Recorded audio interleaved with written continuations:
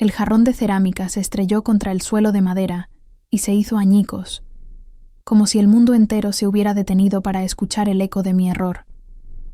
Los fragmentos brillaban bajo la luz de la tarde que se colaba por las persianas de nuestra casa en las afueras de Medellín. Entre la tierra oscura que se derramó del macetero, algo destelló. Un reflejo metálico, pequeño, pero imposible de ignorar. Me quedé paralizada, con el trapo de limpieza aún en la mano, mientras mi corazón latía con fuerza. Allí, entre las raíces expuestas de la planta de café que mi esposo, Esteban, veneraba como si fuera un tesoro, había un llavero de bronce, una tarjeta de memoria envuelta en plástico y un papel doblado con la letra inconfundible de mi madre. 22 años de matrimonio se tambalearon en un instante, y de pronto sentí que vivía con un desconocido. Me llamo Clara Restrepo, tengo 46 años, y hasta esa tarde de abril creía conocer a mi esposo. Creía en la vida que habíamos construido juntos, en esta casa de paredes blancas y techos altos en Envigado, en el hombre que me abrazaba cada mañana antes de irse a su oficina en el centro de la ciudad y que me llamaba mi amor frente a nuestros amigos. Creía que las grietas en nuestro matrimonio eran normales, que todas las parejas pasaban por momentos difíciles, que el amor significaba soportar los pequeños desprecios y la lenta erosión de mi confianza que se había convertido en mi día a día. Pero esa tarde, mientras miraba los restos del jarrón roto, comencé a sospechar que todo lo que creía saber sobre Esteban era una mentira cuidadosamente tejida. Todo empezó de forma tan sutil que apenas lo noté. Esteban siempre había sido meticuloso con sus cosas. Su escritorio debía estar impecable, sus camisas planchadas con un doblez perfecto, su planta de café colocada a exactamente 1 metro de la ventana que daba al patio. Al principio, sus manías me parecían encantadoras, parte de su carácter ordenado y profesional como contador de una firma prestigiosa. Pero con los años, sus preferencias se convirtieron en reglas, sus sugerencias en órdenes y mis opiniones en molestias. «Clara, estás exagerando», decía cada vez que intentaba expresar mi incomodidad. «Tú siempre tan dramática», añadía con esa sonrisa condescendiente que me hacía sentir como una niña caprichosa. «Sabes cómo te pones cuando estás nerviosa». Y yo, poco a poco, empecé a dudar de mí misma. El gaslighting era tan delicado, tan astuto, que comencé a cuestionar mi propia percepción de la realidad. Cuando mencionaba que parecía distante, me recordaba todas las formas en que demostraba su amor. Las flores que traía a casa, siempre después de una discusión particularmente cruel. Las cenas elegantes en restaurantes del poblado donde pasaba la velada revisando su celular. Los viajes de fin de semana a Guatapé, donde desaparecía por horas diciendo que necesitaba despejarse. Nuestra hija, Lucía, de 22 años y recién graduada de la universidad, había empezado a notar el patrón en sus últimas visitas a casa. Sus ojos, agudos y llenos de preocupación, seguían a Esteban mientras él interrumpía mis comentarios en la mesa, corregía mis historias frente a los invitados o decidía nuestro itinerario sin consultarme. «Mamá», me dijo el mes pasado, con la voz cargada de cautela, «no tienes que estar de acuerdo con todo lo que él dice.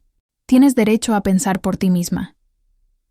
Que mi propia hija tuviera que recordarme algo tan básico debería haberme sacudido. En cambio, hice lo que siempre hacía. Excusas. «Tu papá es solo particular, hija. El matrimonio es cuestión de ceder». Pero los ojos de Lucía se llenaron de algo que parecía lástima, y esa mirada me persiguió durante semanas. La familia de Esteban no ayudaba. Su madre, doña Beatriz, era una mujer de presencia imponente, con una lengua afilada que siempre encontraba defectos en mi forma de llevar la casa, de cocinar, de criar a Lucía, incluso de vestirme. «Esteban trabaja tanto, Clara», decía con un suspiro cada vez que mencionaba sentirme abrumada. «Lo mínimo que puedes hacer es mantener un hogar decente para él». Su hermano mayor, Germán, era aún peor. Un hombre que disfrazaba su crueldad con bromas y es solo un chiste que no engañaba a nadie. Sus comentarios sobre mi apariencia, mi inteligencia o mi utilidad siempre venían acompañados de esa misma sonrisa que Esteban usaba cuando me corregía. Los dos hermanos se alimentaban mutuamente, convirtiendo las reuniones familiares en un juego de quién podía hacerme sentir más pequeña. Mi única aliada era Diana, la esposa de Germán, que había entrado a la familia hace 6 años y reconocía la toxicidad por lo que era. En las cenas, me lanzaba miradas de complicidad cuando los hombres se ponían insoportables, y a veces nos escapábamos a la cocina para respirar un poco, lejos de sus críticas. «No es normal, Clara», me susurró Diana la última Navidad, mientras fregábamos los platos y escuchábamos a Germán gritarle a su hijo adolescente en la sala. «La forma en que nos tratan, cómo nos hablan, no está bien». Pero Diana también estaba atrapada, con 2 niños pequeños y un esposo que controlaba cada peso que gastaba. Las dos nadábamos en el mismo veneno, solo que en charcos diferentes. Esa mañana, cuando rompí el jarrón, todo parecía un día más. Esteban se había ido a su oficina con su habitual beso frío y una lista de tareas que debía cumplir antes de que regresara. La casa debía estar impecable para la visita de doña Beatriz ese fin de semana. La compra del supermercado tenía que seguir al pie de la letra la lista que dejó en la encimera, y su estudio debía limpiarse con cuidado, porque todo debía volver exactamente a su lugar. Desde que Lucía se fue a estudiar a Bogotá, yo había retomado mi trabajo como ilustradora freelance, intentando reconstruir la carrera que abandoné cuando nació mi hija. Esteban lo toleraba siempre, y cuando no interfiriera con mis responsabilidades principales, y mientras no ganara más dinero del que él consideraba aceptable. Cada vez que un proyecto empezaba a ir bien, cada vez que un cliente quería ampliar nuestra colaboración, Esteban de repente necesitaba más atención, más cuidado, más de mi tiempo dedicado a su comodidad.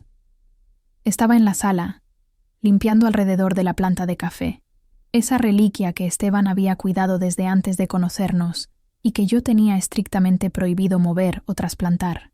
Mi celular sonó, y era Lucía, llamando desde su apartamento en Bogotá, donde trabajaba en una ONG, y vivía una vida independiente que yo apenas recordaba que era posible. «Mamá, he estado pensando en lo que hablamos la semana pasada», dijo, con un tono que mezclaba entusiasmo y preocupación. «Sobre lo de buscar ayuda, ¿sabes? Un terapeuta, tal vez». La semana anterior, en un momento de debilidad, le había confesado que me sentía perdida, que ya no me reconocía a mí misma. Lucía sugirió terapia de inmediato, pero la idea me aterraba. ¿Y si un terapeuta confirmaba lo que empezaba a sospechar? Que había desperdiciado décadas de mi vida, que me había convertido en una sombra de quien solía ser. «No sé, hija», dije, estirando el cable del teléfono mientras alcanzaba a limpiar el alféizar detrás de la planta. «Tu papá dice que la terapia es solo una excusa para los que no saben manejar sus problemas». «Mamá», la voz de Lucía se endureció. «¿A quién le importa lo que piense papá? Esto es por ti, por lo que necesitas tú». La idea de que mis necesidades pudieran importar, de que pudieran tener prioridad sobre las opiniones de Esteban, era tan extraña que solté una risa amarga. Pero mientras giraba para responderle, mi codo golpeó el borde del jarrón. El tiempo se detuvo mientras veía caer el macetero, los 22 años de obediencia ciega haciéndose pedazos contra el suelo. La planta de café quedó de lado, con las raíces al aire, vulnerable, igual que me sentía yo la mayor parte del tiempo. «Mamá, mamá», ¿qué fue ese ruido? La voz de Lucía sonaba lejana. Yo miraba el desastre, calculando cuánto problema me traería, cuando los vi. Los objetos que lo cambiarían todo, escondidos en la tierra como secretos que por fin veían la luz. «Te llamo luego», susurré, y colgué antes de que Lucía pudiera responder. Mis manos temblaban cuando recogí primero el llavero. Era pequeño, del tipo que se usa para cajas de seguridad, con una etiqueta que tenía números que no reconocí, y el logo de un banco en el centro de Medellín, uno donde no teníamos cuentas, hasta donde yo sabía. La tarjeta de memoria estaba envuelta en plástico, protegida cuidadosamente del agua y la tierra. Alguien se había tomado muchas molestias para preservarla. Pero fue el papel lo que me heló la sangre. Era una copia de una carta escrita con la letra precisa de mi madre, la misma que usaba para escribirme notas cuando era niña, la misma que veía en tarjetas de cumpleaños y cartas de Navidad. Mi madre había muerto hacía 2 años, tras una larga lucha contra el Alzheimer, y esta carta estaba dirigida a Esteban, fechada apenas un mes antes de su fallecimiento. Comenzaba: Esteban, confirmo nuestra conversación sobre la herencia de Clara y la fundación que acordamos crear en mi nombre. Leí la carta 3 veces antes de que las palabras calaran. Mi madre, que había pasado sus últimos meses preocupada por dejarme algo que me asegurara estabilidad, había hecho arreglos con Esteban, arreglos de los que yo no sabía nada. Según la carta, había dejado una suma considerable de dinero del que nunca supe, para establecer una fundación en su memoria, dedicada a apoyar a familias afectadas por el Alzheimer. Esteban sería el administrador, pero la fundación llevaría mi nombre como la única hija de mi madre. Nunca había oído una palabra de esto. La carta detallaba números de cuentas, documentos legales que debían presentarse y un cronograma para crear la fundación. Mencionaba reuniones con abogados, discusiones sobre impuestos y la promesa de Esteban de que él se encargaría de todo para no abrumarme en mi duelo. Mi madre murió creyendo que su legado viviría a través de una obra significativa. Yo pasé 2 años creyendo que solo me había dejado recuerdos y unas pocas joyas. ¿Dónde estaba el dinero? ¿Dónde estaba la fundación? ¿Dónde estaban los documentos legales? ¿Y por qué Esteban había escondido esta carta en un jarrón como si fuera un tesoro enterrado? Me senté en el suelo, rodeada de tierra y pedazos de cerámica, sosteniendo la carta de mi madre, y sentí algo romperse en mi pecho. No era solo dolor, era furia. Una furia limpia y pura que no me había permitido sentir en años. Esteban había robado el último regalo de mi madre. Había robado su legado, su esperanza de hacer una diferencia, su confianza en el hombre que creía que cuidaba de su hija. Con las manos más firmes ahora, impulsadas por esa furia, saqué la tarjeta de memoria de su envoltorio y la llevé a mi laptop. Lo que encontré allí me dejó sin aliento. La tarjeta contenía decenas de archivos, fotos, documentos, grabaciones de audio y lo que parecía un registro detallado de fechas, horas y actividades. Al abrir la primera carpeta, me di cuenta de que estaba viendo fotos mías. Fotos de mí saliendo de la casa, entrando al supermercado, tomando café con Diana, trabajando en mi escritorio. Fotos tomadas desde lejos, con un lente de largo alcance, por alguien que me había vigilado durante meses, tal vez años. Las fechas mostraban que las fotos se tomaron en días en que Esteban decía estar en la oficina, en reuniones o atendiendo clientes. Mi esposo me había estado espiando, pero mientras revisaba más archivos, descubrí que no era su única víctima. Había fotos de Lucía, tomadas cerca de su apartamento en Bogotá, en su trabajo, en la cafetería donde se reunía con amigos. Fotos que Esteban no podría haber tomado él mismo, lo que significaba que había pagado a alguien para vigilar a nuestra hija. La confusión dio paso al horror. Los archivos de audio eran aún peores. Grabaciones de mis conversaciones telefónicas con Lucía, con Diana, con las pocas amigas que me quedaban. Conversaciones que había tenido en mi propia casa, creyendo que eran privadas. Esteban había grabado mis pensamientos más íntimos, mis miedos, mis dudas sobre nuestro matrimonio. En una grabación, me escuché hablando con Lucía sobre sentirme atrapada, preguntándome si había cometido un error al quedarme tanto tiempo. En otra, hablaba con Diana sobre el control de Esteban, sobre cómo me hacía sentir pequeña y estúpida.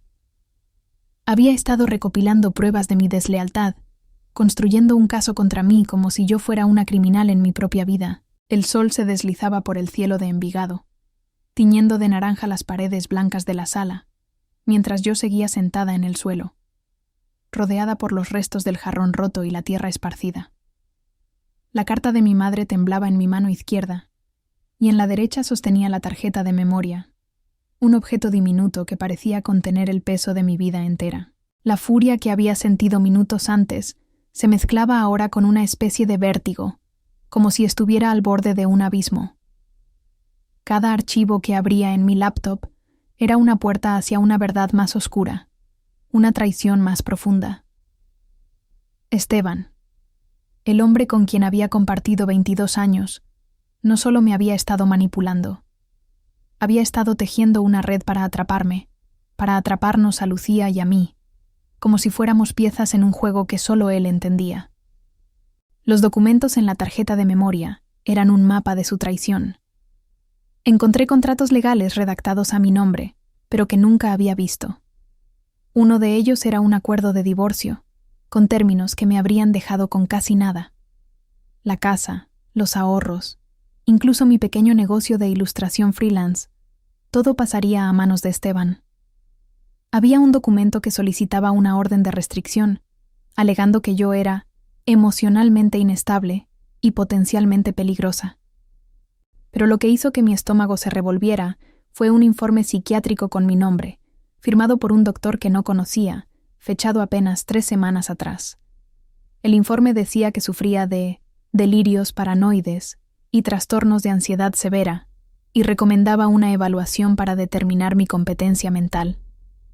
Cada palabra estaba escrita con una precisión quirúrgica, diseñada para despojarme de mi credibilidad, de mi libertad, de mi vida. Me detuve en una carpeta titulada Seguros. Contenía pólizas de seguro de vida a nombre de Lucía y mío, contratadas hacía apenas 5 meses, con sumas exorbitantes. Esteban era el beneficiario único. El aire se volvió denso, difícil de respirar. No solo había estado planeando despojarme de la herencia de mi madre, había contemplado la posibilidad de nuestra muerte. Sentí un escalofrío, como si la sala se hubiera enfriado de repente. Y por un momento, el canto de los pájaros en el patio sonó lejano, irreal.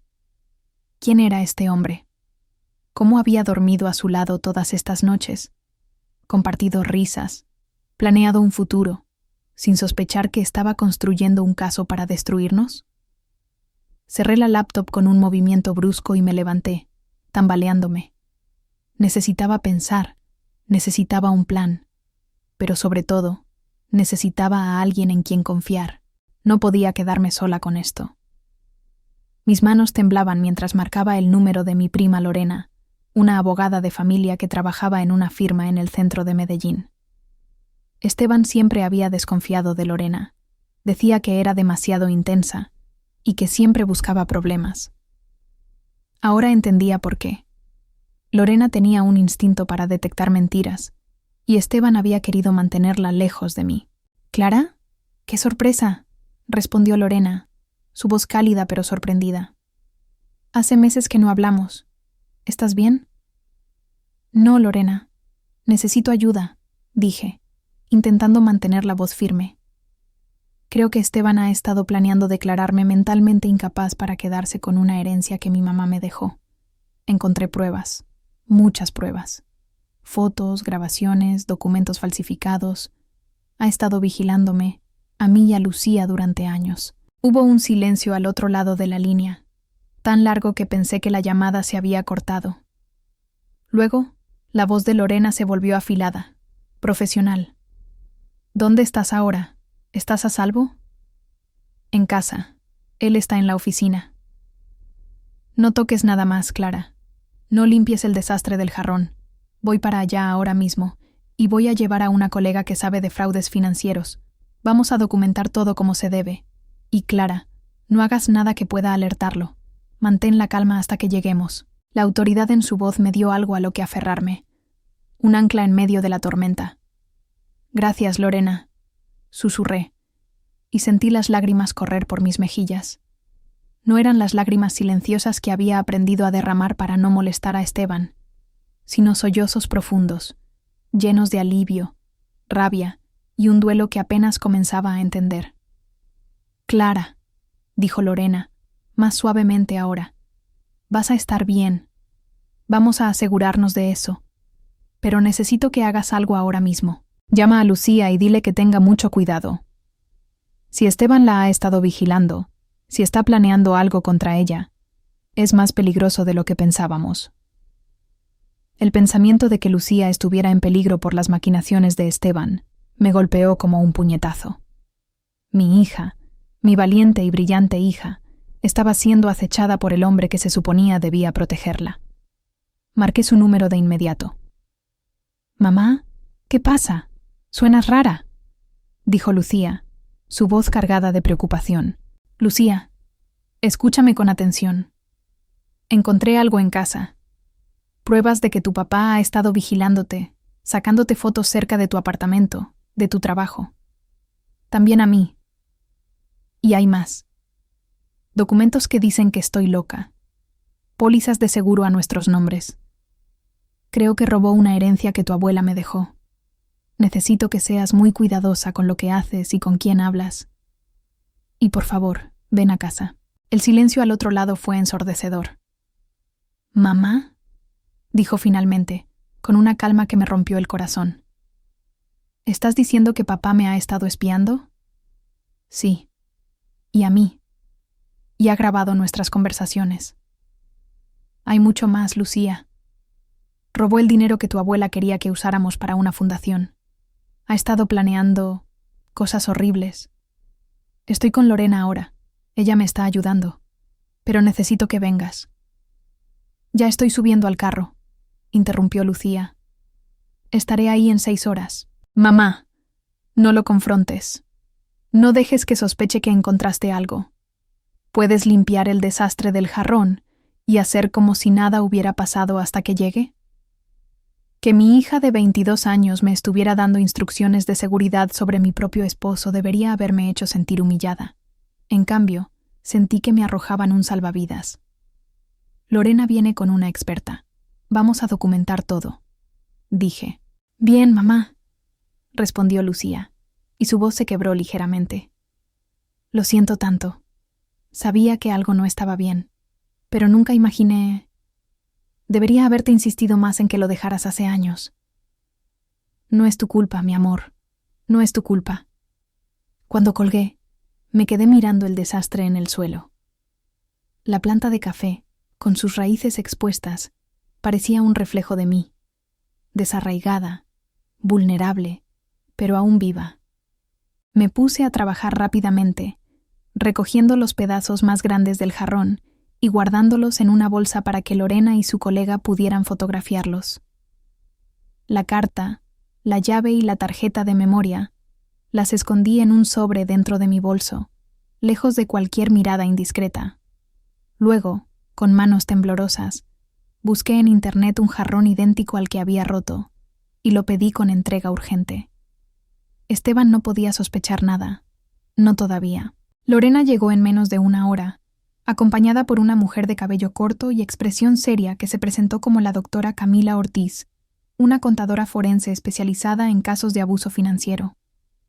Ambas miraron el desastre en la sala, mi rostro manchado de lágrimas y los fragmentos del jarrón, y tomaron el control de inmediato. «Primero lo primero», dijo Lorena, poniéndose guantes de látex. «Vamos a documentar todo tal como lo encontraste. Camila va a fotografiar la escena, y luego vamos a catalogar cada pieza de evidencia con cuidado». Camila ya estaba sacando una cámara profesional de su maletín. «Clara, necesito que me cuentes exactamente qué pasó. ¿Cómo encontraste estos objetos? ¿Cuál fue tu primera reacción? Necesitamos establecer una línea de tiempo clara». Mientras les contaba la historia, trabajaban con una precisión metódica que me dio una extraña sensación de esperanza. Cada fragmento del jarrón fue fotografiado en su lugar antes de ser retirado y colocado en bolsas de evidencia. Cada archivo de la tarjeta de memoria fue copiado y verificado. La llave del banco fue examinada, y Camila confirmó que pertenecía a una caja de seguridad en un banco del centro de Medellín, abierta hace 2 años, justo después de la muerte de mi madre. «Esto es grave», dijo Camila, revisando los documentos financieros en su laptop. «Tu esposo ha estado planeando esto al menos desde entonces, posiblemente antes. La cantidad de documentación, el informe psiquiátrico falso, la vigilancia. Esto no es algo impulsivo. Es una campaña a largo plazo para aislarte y robar tus activos». Lorena estaba examinando los documentos de divorcio que Esteban había preparado. Estos términos son abusivos.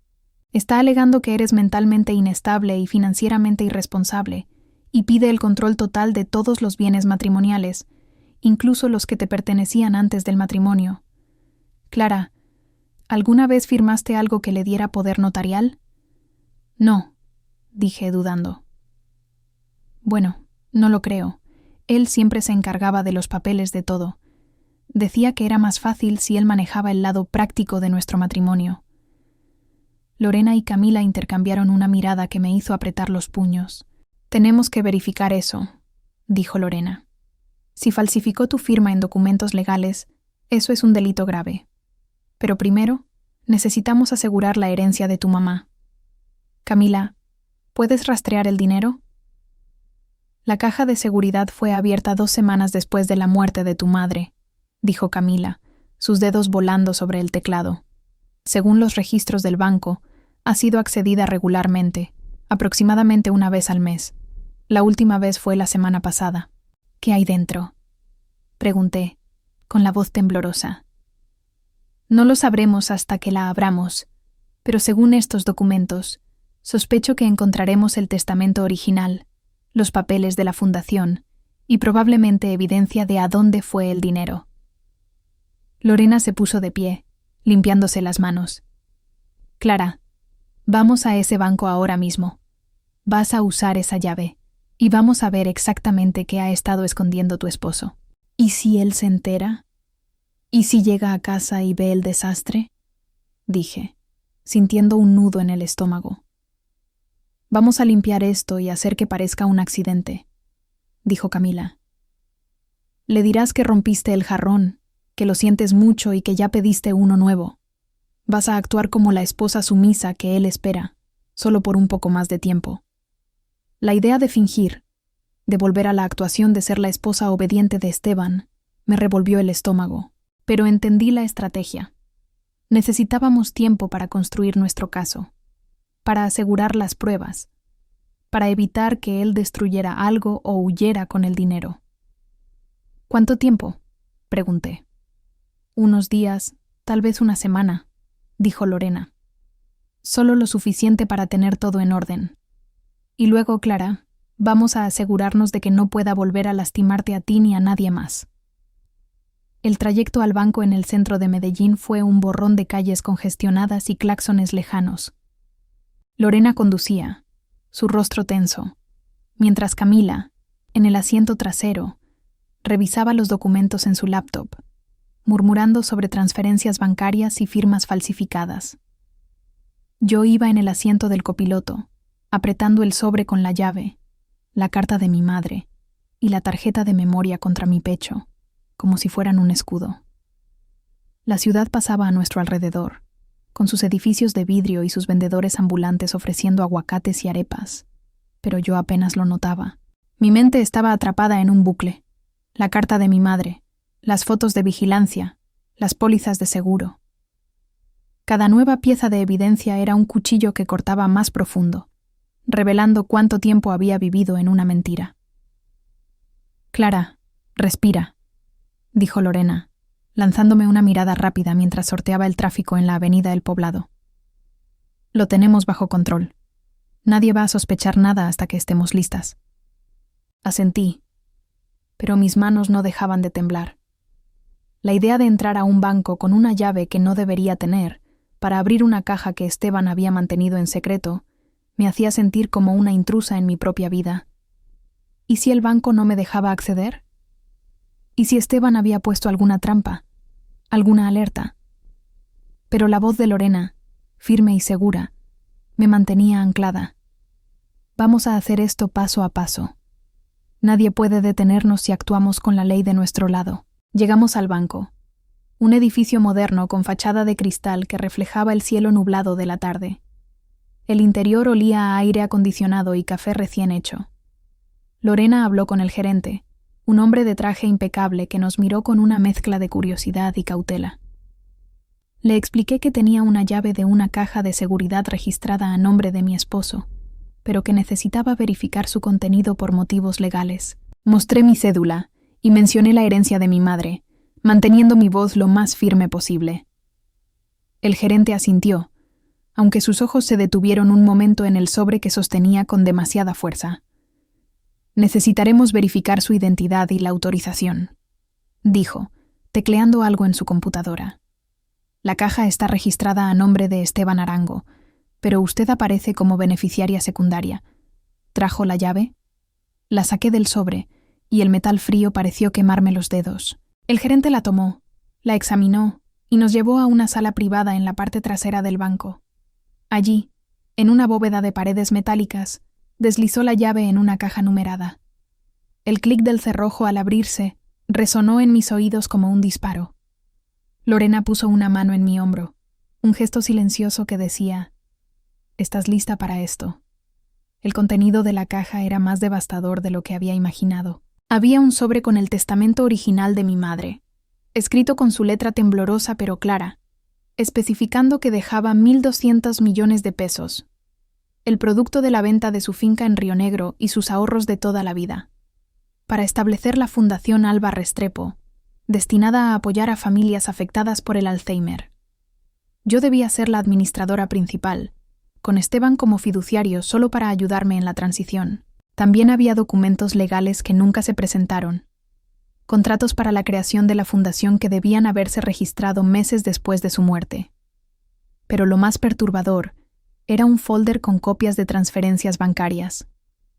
El dinero de mi madre, esos 1.200 millones, había sido movido a cuentas a nombre de Esteban en bancos que no reconocía, usando un poder notarial con mi firma falsificada. «Esto es una mina de oro», murmuró Camila, revisando los documentos con una expresión que oscilaba entre la furia y la fascinación profesional. «Estas transferencias son evidencia clara de fraude. Y mira esto. Hay registros de pagos a un detective privado y a un médico. Nombres que podemos rastrear». Pero no fue solo el dinero lo que me dejó sin aliento. En el fondo de la caja había otro folder etiquetado «Contingencias». Dentro, encontré copias de las pólizas de seguro de vida que había visto en la tarjeta de memoria, pero también un contrato con un abogado que detallaba un plan para solicitar mi internamiento en una clínica psiquiátrica, alegando inestabilidad emocional severa. Había notas manuscritas de Esteban, con fechas y horarios, describiendo mis episodios, momentos inventados donde supuestamente había perdido el control, llorado sin razón o actuado de forma irracional. Cada palabra era una mentira cuidadosamente construida para justificar su plan de declararme incapaz. Me senté en una de las sillas de la sala, sintiendo que el suelo se desvanecía bajo mis pies. Él no solo quería el dinero, dije, mi voz apenas un susurro. Quería borrarme. Quería que todos creyeran que estoy loca. Lorena se arrodilló frente a mí, sus ojos fieros. «Clara, escúchame. No estás loca. Eres una víctima de un depredador que ha planeado esto durante años. Pero ahora lo sabemos, y eso nos da el poder. Vamos a usar esta evidencia para destruirlo, legalmente, completamente». Camila asintió, ya fotografiando cada documento con su celular. «Tenemos suficiente aquí para cargos por fraude, falsificación, robo de identidad y abuso financiero. Si seguimos el rastro del dinero, probablemente encontraremos más. Pero, Clara, necesitamos actuar rápido. Si Esteban sospecha que encontraste esto, podría intentar cubrir sus huellas». Regresamos a casa en silencio, con los documentos guardados en una carpeta que Lorena llevaba como si fuera una bomba a punto de estallar. Mientras conducíamos, pensé en mi madre, en sus últimos días en el hospital, cuando apenas podía hablar pero me apretaba la mano y me decía que no me preocupara, que Esteban se encargaría de todo. Yo había pensado que se refería a apoyarme emocionalmente durante su pérdida. Nunca imaginé que había confiado en él para proteger su legado. Un legado que él había traicionado desde el momento en que ella cerró los ojos. Cuando llegamos a casa, el desastre del jarrón seguía allí. Un recordatorio del momento en que mi mundo se fracturó. Lorena y Camila insistieron en dejarlo intacto hasta que pudieran documentarlo completamente, pero me ayudaron a mover la planta de café a un recipiente temporal. Cuando Esteban llegue, dile que fue un accidente, dijo Lorena. Pídele disculpas. Dile que ya pediste un jarrón nuevo. Actúa como él espera que actúes, solo por un par de días más. Asentí, aunque la idea de fingir, de sonreírle a Esteban mientras sabía lo que había hecho, me revolvía el estómago. Pero también sentía algo nuevo, una chispa de determinación, una certeza de que no iba a dejar que él ganara, no después de esto. Lucía llegó esa noche, justo cuando Esteban entraba por la puerta principal. Había conducido desde Bogotá sin parar, su rostro pálido pero decidido. Me abrazó con fuerza en la cocina, lejos de los ojos de Esteban, y susurró: «Mamá, estoy aquí. Vamos a salir de esto juntas». Su presencia fue como un bálsamo, pero también un recordatorio de lo mucho que estaba en juego. No solo se trataba de mí, se trataba de protegerla a ella, de honrar el legado de mi madre, de detener a un hombre que había cruzado líneas que nunca imaginé. Cuando Esteban entró, yo estaba lista. Había practicado mi papel de esposa arrepentida durante horas, ensayando cada palabra, cada gesto. «Esteban, lo siento tanto», dije, mi voz temblorosa pero convincente. Estaba limpiando y, sin querer, tiré el jarrón. La planta está bien, la puse en otro recipiente, y ya pedí un jarrón nuevo, igual al que se rompió. Lo observé con cuidado, buscando cualquier señal de sospecha. Pero Esteban estaba tan acostumbrado a mis torpezas, a mis disculpas constantes, que apenas pareció inmutarse. «¿Dónde está la planta ahora?», preguntó, con esa paciencia exagerada que usaba cuando quería hacerme sentir como una niña inepta. «En la cocina. La puse en un tiesto temporal hasta que llegue el nuevo jarrón». Asintió, ya desinteresado. «Ten más cuidado, Clara. Ese jarrón no era cualquier cosa». Si tan solo supiera cuánto había revelado ese jarrón, cuánto había cambiado en un solo instante. Lucía apareció en la puerta de la sala, con una sonrisa tensa pero creíble. «Hola, papá.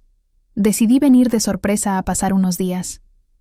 Los ojos de Esteban se iluminaron, y por un momento vi el amor genuino que sentía por nuestra hija, o al menos por la versión de ella que él creía controlar. No tenía idea de que Lucía estaba aquí para ayudarme a desmantelar su mundo.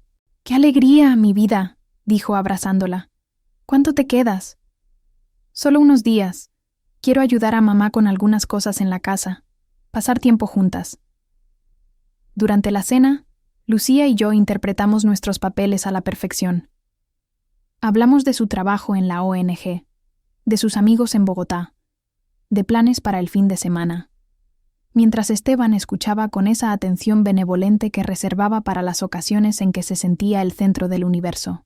No sospechaba que, entre los pases del arroz y las risas forzadas, su esposa y su hija estaban planeando su caída.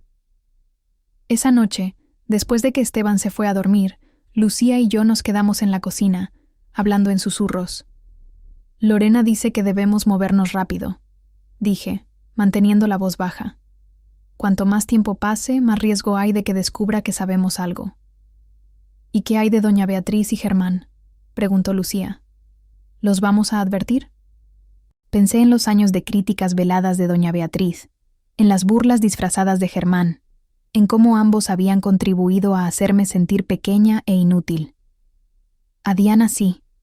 Ella merece saber en qué clase de familia se metió, pero los otros lo descubrirán cuando todos lo hagan.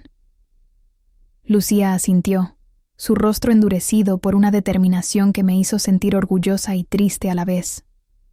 ¿Y su trabajo? ¿Sus amigos? «Todos», dije, mi voz firme por primera vez en años. «Todos los que alguna vez creyeron su versión de mí, todos los que pensaron que yo era el problema, van a saber la verdad». La luz del amanecer se filtraba por las cortinas de la sala, iluminando las motas de polvo que flotaban en el aire.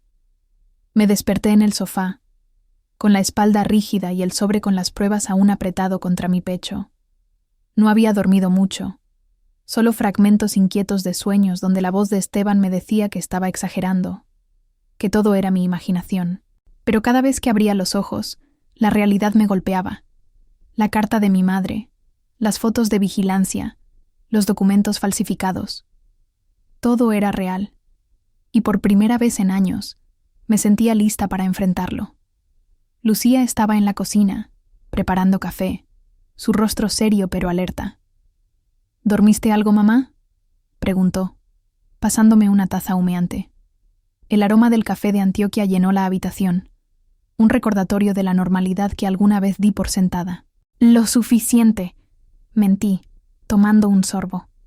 ¿Y tú? Estuve despierta revisando los archivos de la tarjeta de memoria.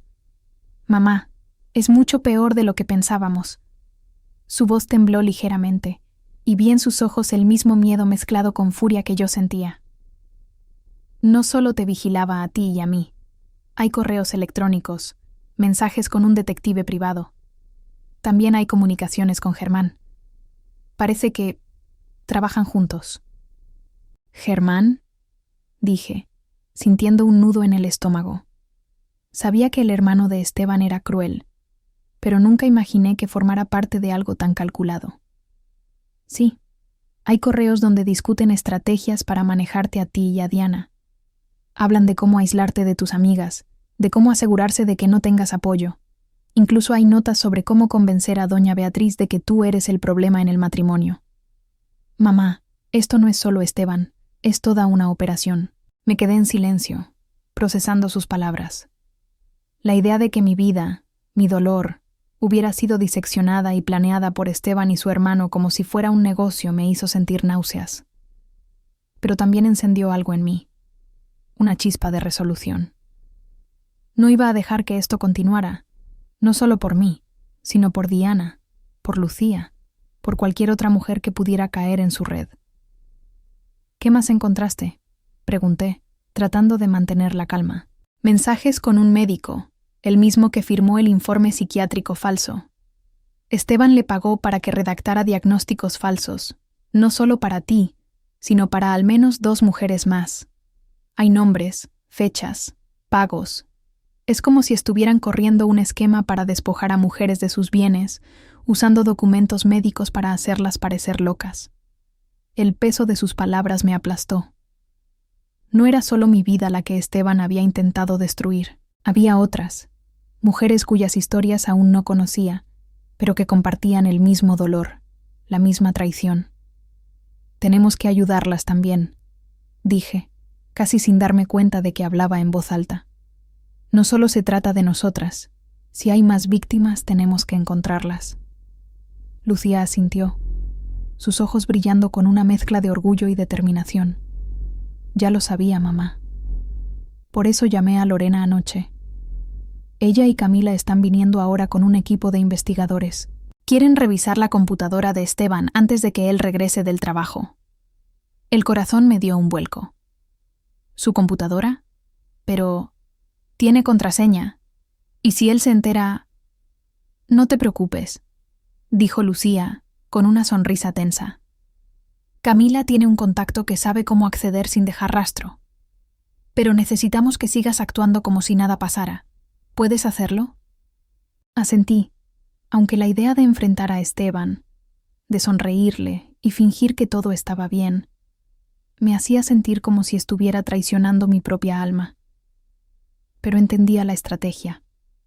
Cada hora que pudiéramos mantenerlo en la oscuridad era una hora más para construir nuestro caso, para proteger el legado de mi madre, para salvar a las otras mujeres atrapadas en su red. Cuando Esteban salió para su oficina esa mañana, con su habitual beso frío en la mejilla y un recordatorio de que no olvidara las tareas de la casa, sentí un escalofrío de alivio. Apenas su carro desapareció por la calle, Lorena y Camila llegaron con 2 hombres que se presentaron como investigadores privados especializados en fraudes digitales. Uno de ellos, un tipo joven con gafas de montura gruesa llamado Andrés, se puso a trabajar en la computadora de Esteban en su estudio, mientras el otro, un hombre mayor de mirada afilada llamado Diego, revisaba los documentos físicos que encontramos en la caja de seguridad. «Esto es más grande de lo que pensé», dijo Andrés después de media hora, su voz tensa mientras navegaba por los archivos encriptados de Esteban. «No solo hay correos con Germán y el médico. Hay una red entera. Contactos con abogados corruptos, transferencias a cuentas en paraísos fiscales, incluso comunicaciones con un detective que parece especializado en fabricar evidencia contra mujeres. Tu esposo y su hermano no solo te hicieron esto a ti, Clara. Hay al menos 4 casos más en los últimos 10 años. ¿4 casos? Repetí, mi voz apenas audible. ¿Qué les pasó a esas mujeres? Andrés intercambió una mirada con Lorena antes de responder. Divorcios arreglados, declaraciones de incapacidad mental, pérdida total de sus bienes. Todas terminaron en la ruina, algunas incluso internadas en clínicas psiquiátricas contra su voluntad. Los hermanos Arango han estado perfeccionando este esquema durante años. Me senté en una silla del comedor, sintiendo que el aire se volvía más pesado. Pensé en esas mujeres, en cómo debían haberse sentido, culpándose a sí mismas, preguntándose qué habían hecho mal. Pensé en cómo yo misma había creído que era demasiado sensible, demasiado débil, demasiado dependiente para sobrevivir sin Esteban. No solo vamos a detenerlos, dije, mi voz temblando pero firme. Vamos a asegurarnos de que esas mujeres recuperen lo que les robaron. Vamos a devolverles su dignidad. Lorena me miró con algo que parecía orgullo. Eso es exactamente lo que haremos, Clara. Pero primero, necesitamos un caso sólido. Andrés y Diego están recopilando más evidencia ahora mismo, y Camila está rastreando el dinero. Ya tenemos suficiente para cargos por fraude, falsificación y abuso financiero, pero queremos asegurarnos de que no haya escapatoria. Esa tarde, invité a Diana a casa bajo el pretexto de tomar un café. Esteban siempre se comportaba mejor cuando había visitas, así que no sospecharía nada si la veía llegar. Pero en realidad, necesitaba advertirle. Necesitaba que supiera en qué clase de familia estaba atrapada. Cuando llegó, con su sonrisa cansada y sus ojos que parecían siempre al borde de las lágrimas, la llevé a la sala y cerré la puerta. «Diana, necesito contarte algo», dije, manteniendo la voz baja. Encontré pruebas de que Esteban y Germán han estado trabajando juntos, no solo contra mí, sino contra ti también. Han estado vigilándonos, manipulándonos, planeando quitarnos todo. Hay documentos, grabaciones, un esquema entero para hacernos parecer locas y robarnos nuestras vidas. Diana me miró en silencio, su rostro palideciendo. Cuando terminé de contarle sobre la herencia de mi madre, las fotos de vigilancia, los diagnósticos falsos, las lágrimas comenzaron a rodar por sus mejillas. Lo sabía, susurró. Sabía que algo estaba mal. Germán ha estado tan controlador últimamente, preguntándome cosas raras sobre mi familia, sobre si mis padres me dejaron algo en su testamento. Me pidió que firmara unos documentos. Dijo que eran para planificación patrimonial. Pero nunca me dejó leerlos. «No firmes nada», dije, tomándola de las manos. «Y, Diana, tienes que salir de ahí. Lorena tiene recursos, contactos, lugares seguros donde puedes ir con tus hijos. No tienes que hacerlo sola». Ella me miró con una mezcla de miedo y asombro. «¿De verdad vas a enfrentarlos, Clara? ¿A los dos?»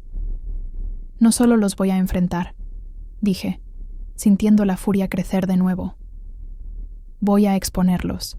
Quiero que todos sepan quiénes son realmente, qué han hecho. Quiero que la fundación de mi madre se haga realidad, y quiero que Esteban y Germán pierdan todo.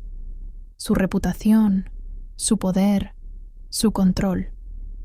Esa noche, mientras Esteban dormía en nuestra habitación, Lucía, Diana y yo nos reunimos en la cocina, planeando en susurros.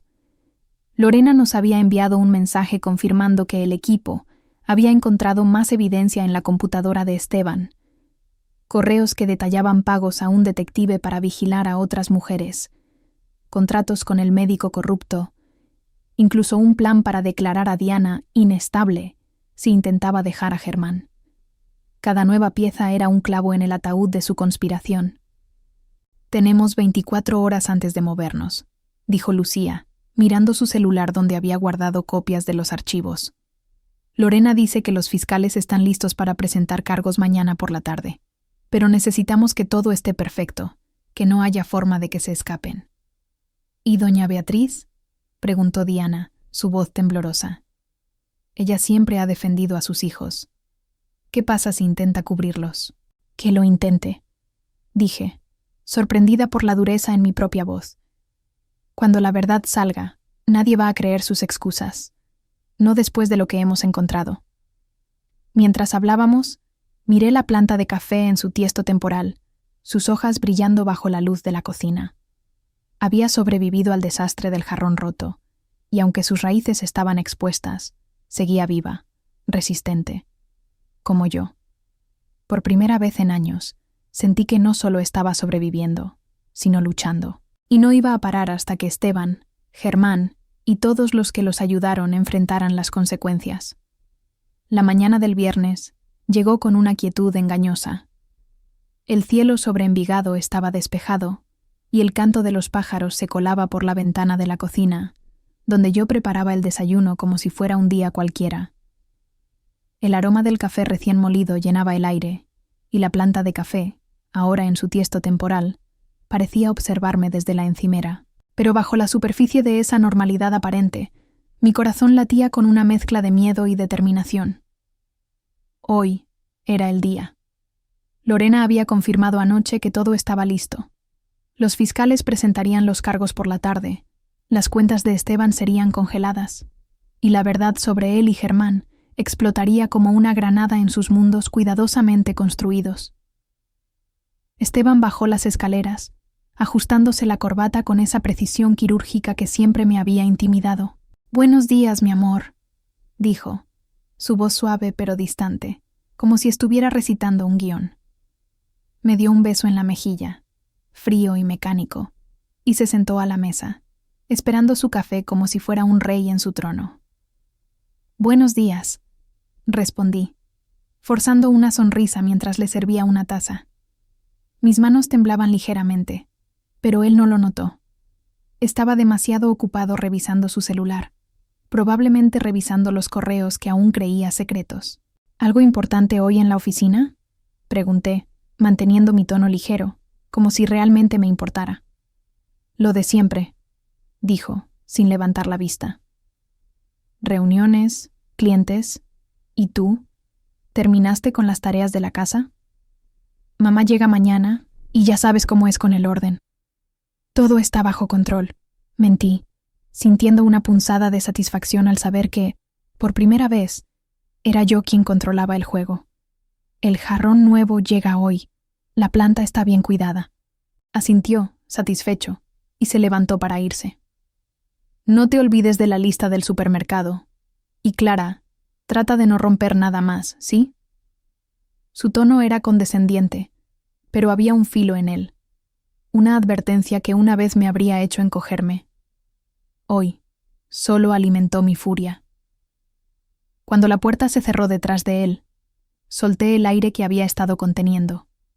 Lucía salió de su habitación, donde había estado escuchando en silencio. ¿Cómo lo hiciste?, preguntó, acercándose con una mezcla de admiración y preocupación. Actuar tan normal, como si no supieras nada. No fue fácil, admití, sentándome en una silla. Cada palabra que le decía se sentía como veneno en la boca. Pero tenemos que seguir así unas horas más. Lorena dice que a las 2 de la tarde todo empezará. Lucía se sentó a mi lado, tomando mi mano. Mamá, estoy tan orgullosa de ti. Sé que esto es duro, pero lo estás haciendo. Vamos a detenerlo. Sus palabras me dieron fuerza, pero también me recordaron lo mucho que estaba en juego.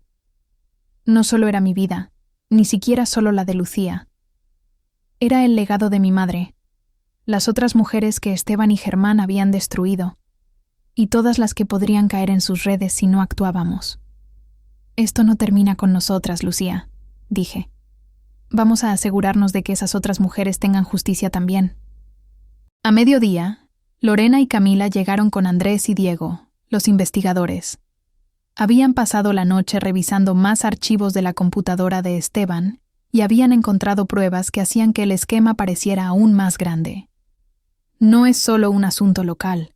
explicó Camila, desplegando una serie de documentos en la mesa del comedor. Hay transferencias a cuentas en Panamá y las Islas Caimán. Esteban y Germán han estado trabajando con una red de contactos, un abogado en Bogotá, un médico en Cali y varios detectives privados. Esto es un negocio, Clara. Un negocio sucio que ha estado funcionando durante al menos una década. ¿Y las otras mujeres?, pregunté, sintiendo un nudo en la garganta. ¿Qué sabemos de ellas? Diego, el investigador mayor, habló con una voz grave. Hasta ahora, hemos identificado a 3 víctimas además de ti y Diana. Todas siguieron el mismo patrón: aislamiento, gaslighting, documentos falsificados para declararlas mentalmente incapaces, y luego divorcios que las dejaron sin nada. Una de ellas, una mujer llamada Patricia, fue internada en una clínica psiquiátrica en Pereira durante 2 años. Perdió su casa, sus ahorros, todo. Ahora vive en un apartamento alquilado, trabajando como cajera. ¿Y nadie les creyó?, pregunté, aunque ya sabía la respuesta. Nadie, dijo Diego. Los arangos son expertos en manipular el sistema. Usan médicos corruptos, abogados cómplices y pruebas fabricadas para hacer que sus víctimas parezcan inestables. Pero con lo que hemos encontrado, podemos cambiar eso. Lorena puso una mano en mi hombro. Clara, tenemos suficiente para llevar esto a los fiscales hoy. Pero también queremos exponerlos públicamente. He contactado a una periodista de un noticiero local, Daniela Mejía, que está interesada en el caso. Quiere entrevistarte, contar tu historia, destacar el ángulo del dinero robado para la fundación y las otras víctimas. ¿Estás lista para eso? Dudé por un momento. La idea de hablar en público, de exponer mi dolor frente a extraños, me aterrorizaba. Pero luego pensé en mi madre, en cómo había confiado en Esteban, en cómo su legado había sido traicionado. Pensé en Patricia, en las otras mujeres cuyas vidas habían sido destruidas. Sí, dije finalmente, estoy lista. Pero no quiero que esto sea solo sobre mí. Quiero que se sepa lo que hicieron, a todas nosotras. A las 2 de la tarde, el plan se puso en marcha. Lorena recibió una llamada confirmando que los fiscales habían presentado los cargos contra Esteban y Germán por fraude, falsificación, robo de identidad y abuso financiero. Al mismo tiempo, las cuentas bancarias de ambos fueron congeladas y las compañías de seguros fueron notificadas sobre las pólizas fraudulentas. En la oficina de Esteban, en el corazón del centro financiero de Medellín, los policías llegaron con una orden de arresto. Me imaginé la escena. Esteban, con su traje impecable, siendo esposado frente a sus colegas, sus clientes, todos esos hombres y mujeres que lo veían como un pilar de la comunidad. La máscara que había llevado durante años cayendo al suelo, tan destrozada como el jarrón de la sala. Germán fue arrestado en su casa en Río Negro, donde Diana ya se había ido con sus hijos y una maleta llena de documentos que había encontrado en el escritorio de su esposo. Según Diego, la expresión de Germán al darse cuenta de que su esposa lo había superado en astucia fue como ver a un hombre perder el control de su mundo en un segundo. No estuve presente en ninguno de los arrestos, pero Lorena me mantuvo informada con actualizaciones cada hora. A las 3 de la tarde, ambos estaban bajo custodia, y la investigación sobre las otras víctimas comenzaba oficialmente. A las 6, el noticiero local abrió con la historia. Ejecutivo de Medellín y su hermano acusados de un esquema millonario de fraude contra sus esposas y otras mujeres vulnerables. Lucía y yo vimos la transmisión juntas, sentadas en el sofá donde había pasado tantos años caminando sobre cáscaras de huevo. La periodista, Daniela Mejía, había hecho su tarea. Detalló no solo los cargos contra Esteban y Germán, sino también el patrón de abuso, el dinero robado de la fundación y el impacto en las víctimas.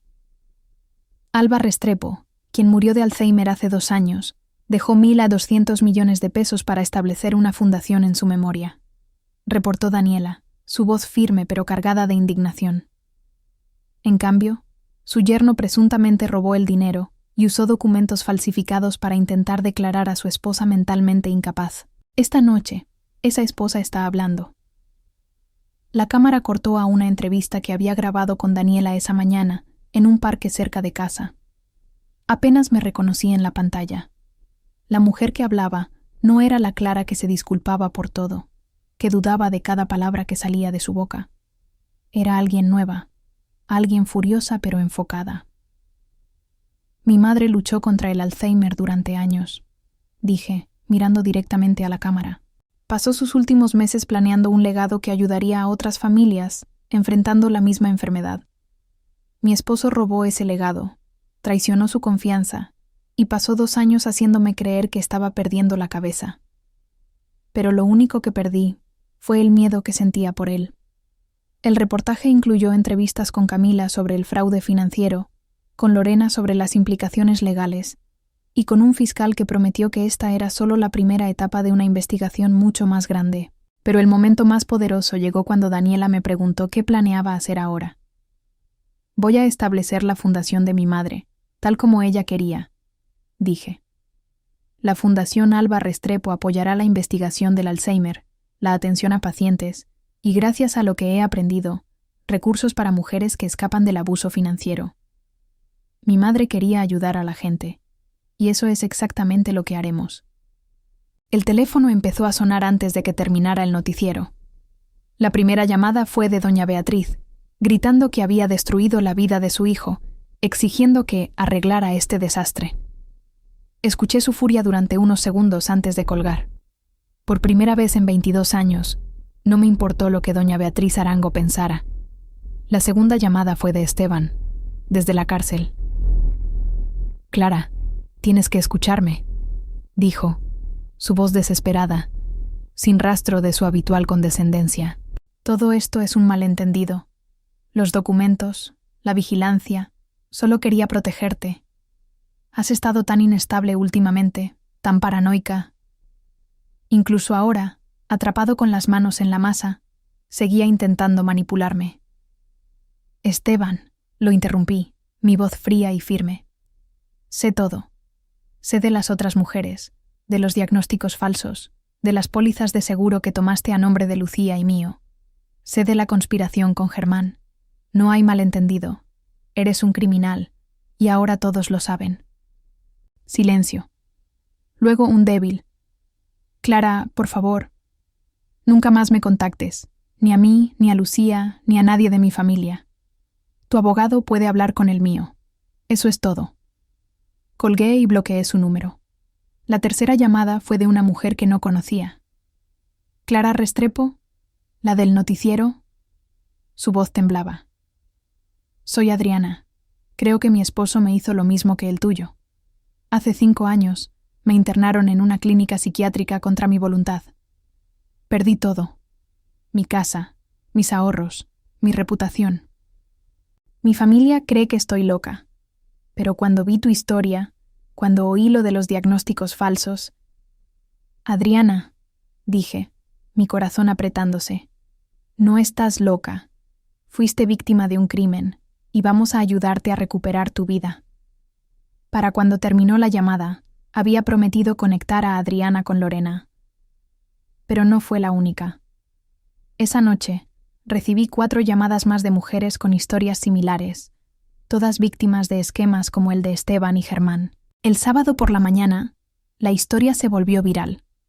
En las redes sociales, los hashtags Fundación Alba Restrepo y Abuso Financiero comenzaron a circular, junto con mensajes de apoyo y más historias de mujeres que habían sido manipuladas, aisladas, despojadas de todo. Daniela Mejía me llamó para decirme que el noticiero planeaba una serie de reportajes sobre el caso y que otras víctimas estaban contactando a su equipo. «Clara, esto es más grande de lo que imaginábamos», dijo. «Estás dando voz a mujeres que nadie escuchó antes». Esa tarde, mientras Lucía y yo ordenábamos la casa, sentí algo que no había sentido en años. Poder. No el poder de controlar a otros, como Esteban había buscado, sino el poder de reclamar mi vida, de transformar el dolor en algo significativo. La planta de café, aún en su tiesto temporal, parecía un símbolo de esa transformación. Había sido arrancada de su lugar, pero seguía creciendo, más fuerte que nunca. El sol de la mañana bañaba el patio de la casa en Envigado, donde la brisa traía el aroma de las flores de guayacán que crecían al fondo. Me senté en una silla de mimbre, con una taza de café en las manos, mirando la planta de café que ahora descansaba en un nuevo jarrón de cerámica, idéntico al que había roto. Sus hojas verdes brillaban con una vitalidad que parecía reflejar la mía, una que apenas comenzaba a redescubrir. Habían pasado 3 días desde que Esteban y Germán fueron arrestados, 3 días desde que mi historia salió en el noticiero, y aunque el mundo seguía girando, nada volvería a ser igual. Lucía estaba en la sala, revisando correos electrónicos en su laptop. Desde que la noticia se volvió viral, habíamos recibido cientos de mensajes, palabras de apoyo, historias de otras víctimas, solicitudes de entrevistas. Pero también había mensajes de odio, de personas que creían que estaba exagerando o destruyendo a un buen hombre por venganza. Algunos eran de conocidos de Esteban, colegas que lo veían como un modelo de éxito, incapaces de aceptar que el hombre que conocían era un monstruo. Cada mensaje era un recordatorio de cuánto poder había tenido Esteban sobre mi vida, no solo en nuestra casa, sino en el mundo exterior, donde había cultivado una imagen impecable. «Mamá, mira esto», dijo Lucía, girando la pantalla hacia mí.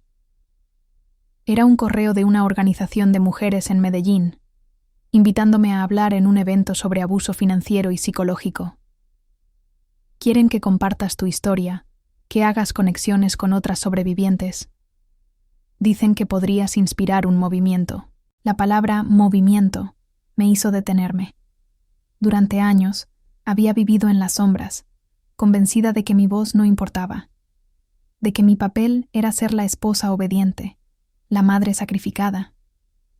Ahora, extraños veían en mí una líder, alguien capaz de cambiar vidas. Era abrumador, pero también liberador. «Voy a responderles», dije, sintiendo una chispa de propósito. «Pero primero, tenemos que enfocarnos en la fundación. Es lo que mi madre quería, y es la mejor manera de honrarla». Lorena llegó a media mañana con una carpeta llena de documentos legales. Se sentó en la mesa del comedor, con una energía que era a la vez profesional y personal. «Clara, tengo buenas noticias», dijo, abriendo la carpeta. «Los fiscales han rastreado el dinero de tu madre. La mayor parte está en una cuenta en Panamá, pero con la evidencia que tenemos, podemos solicitar su repatriación. No será rápido, pero es posible recuperar al menos el 80% de los 1.200 millones de pesos». «¿Y la fundación?», pregunté, mi corazón latiendo con anticipación. «Ya presenté los documentos originales del testamento de tu madre ante un juez. La Fundación Alba Restrepo puede establecerse oficialmente en las próximas semanas.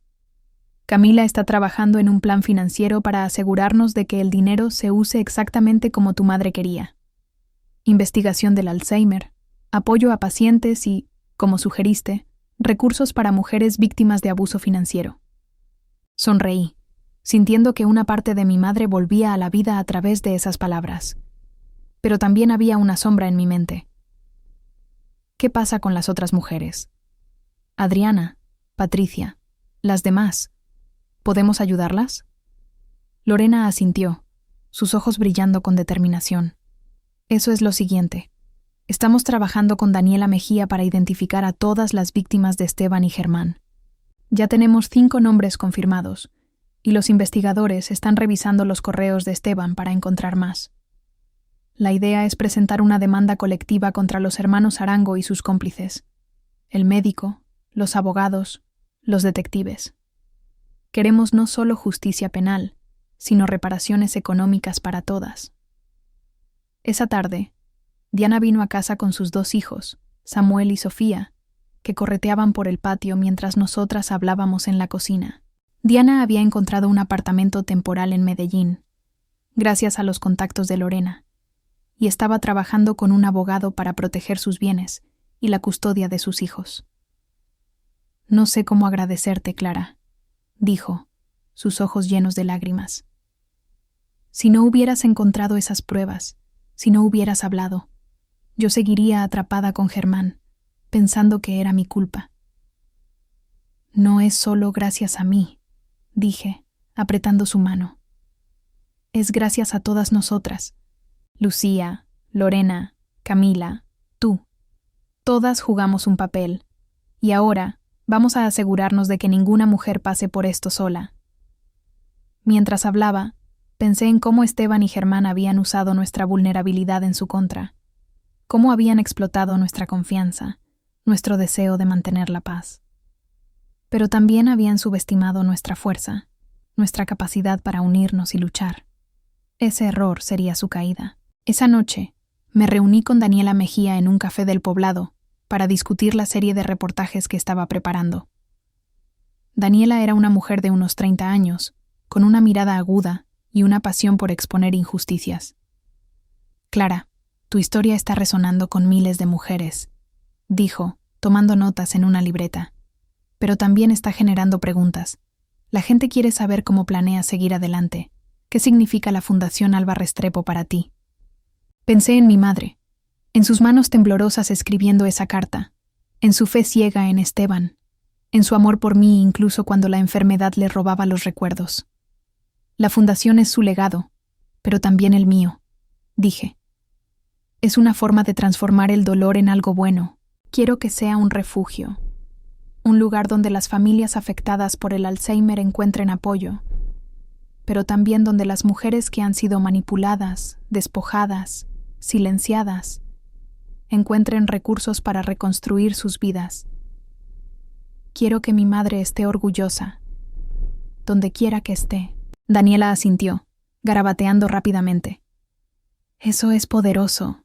Y Clara, perdona si es personal, pero ¿cómo estás tú? Después de todo esto, de enfrentarte a tu esposo, de exponer tu vida al mundo, ¿cómo te sientes? La pregunta me tomó desprevenida. Durante días, había estado tan enfocada en la acción, reunir pruebas, planear, hablar, que apenas había tenido tiempo de sentir. Pero ahora, en ese café tranquilo, con el murmullo de las conversaciones y el aroma de los granos tostados, las emociones me alcanzaron. Estoy rota, admití, mi voz quebrándose. Pero también estoy sanando. Cada paso que doy, cada mujer que contacta, cada plan que hacemos para la fundación, siento que recupero un pedazo de mí misma. No soy la Clara que Esteban quería que fuera, ni siquiera la que era hace un mes. Soy alguien nueva y estoy aprendiendo a quererla. Daniela me miró con una mezcla de respeto y empatía. Eso es lo que hace que tu historia sea tan importante. No solo estás luchando por justicia, estás mostrando que es posible salir del otro lado, más fuerte. Cuando volví a casa, Lucía estaba en el patio, regando la planta de café. «Mira, mamá», dijo señalando las hojas. «Está echando brotes nuevos. Creo que le gusta su nuevo hogar». Me acerqué, tocando una de las hojas con cuidado. «Es como nosotras, ¿verdad? Arrancadas de raíz, pero todavía creciendo». Lucía sonrió, y por un momento vi en ella a la niña que solía correr por este patio, llena de sueños y valentía. Pero también vi a la mujer en la que se había convertido, una aliada feroz, una compañera en esta lucha. «Mamá, vamos a hacer cosas increíbles con la fundación», dijo.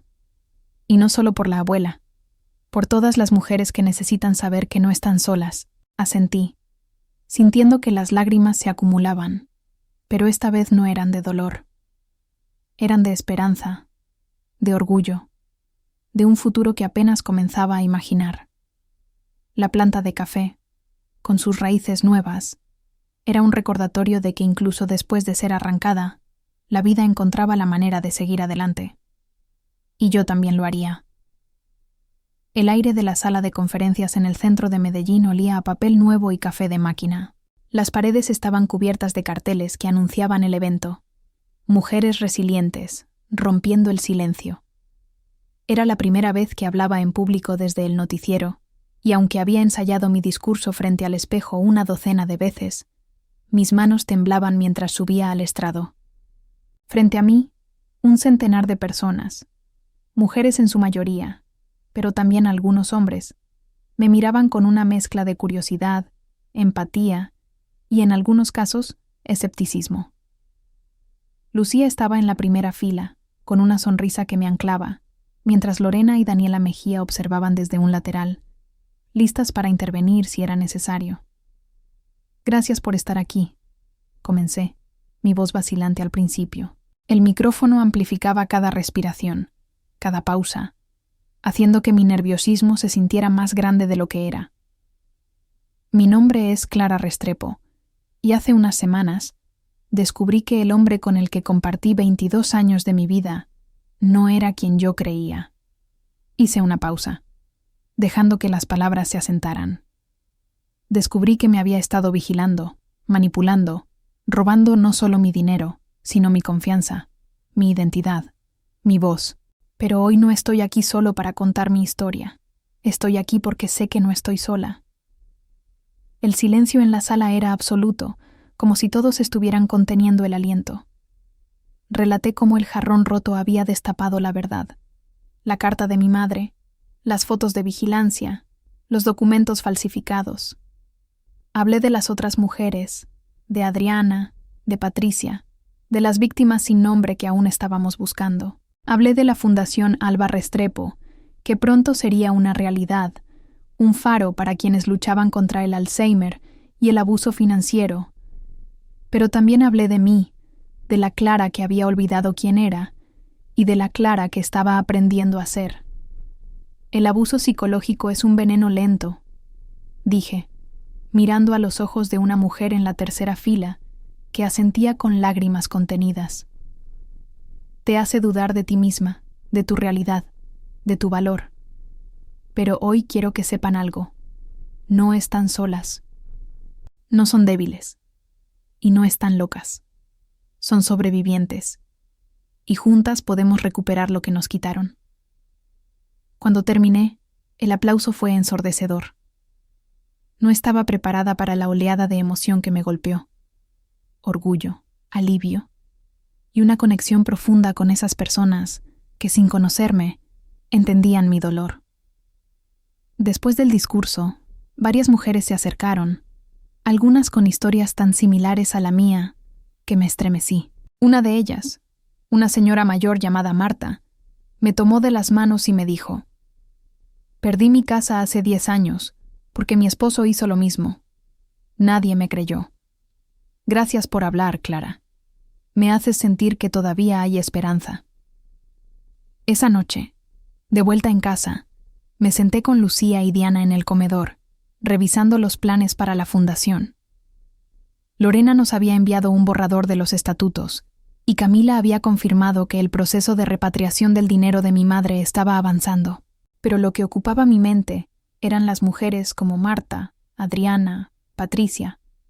Cada una representaba una herida que Esteban y Germán habían dejado, pero también una oportunidad para sanar.